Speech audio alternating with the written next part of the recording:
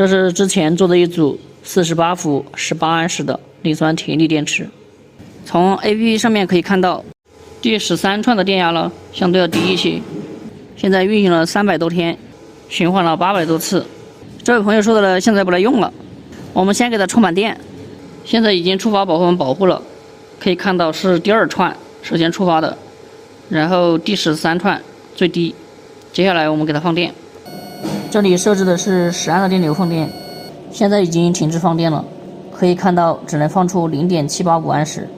通过 APP 还有它的系统日志，可以看到充电最先触发的是第2串，放电的时候最先触发的是13串。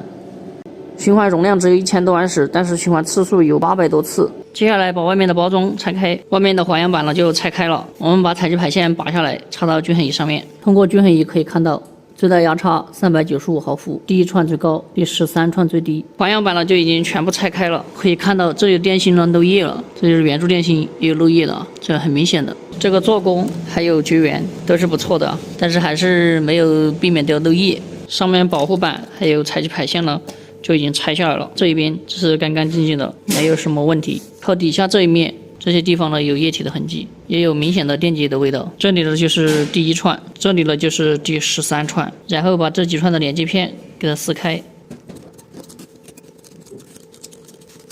这里的连接片呢就撕掉了，可以看到这电芯是好的，这2个电芯呢也是好的。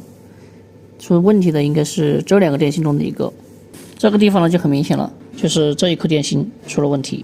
接下来呢，我们把这3个，还有这里这6个电芯全部给它拆掉。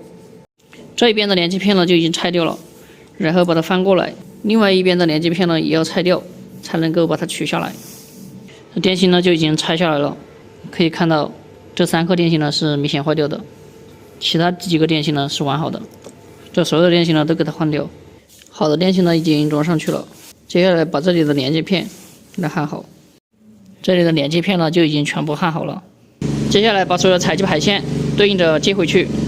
现在呢连接到了均衡仪上面，这里可以看到第1串电压最低 2.858 伏，最大压差477个毫伏。所以更换电芯之后呢，一定要进行一个均衡。经过均衡可以看到现在最大压差7个毫伏，我们就可以不再均衡了。现在正在充电，充电电流呢是3安的样子。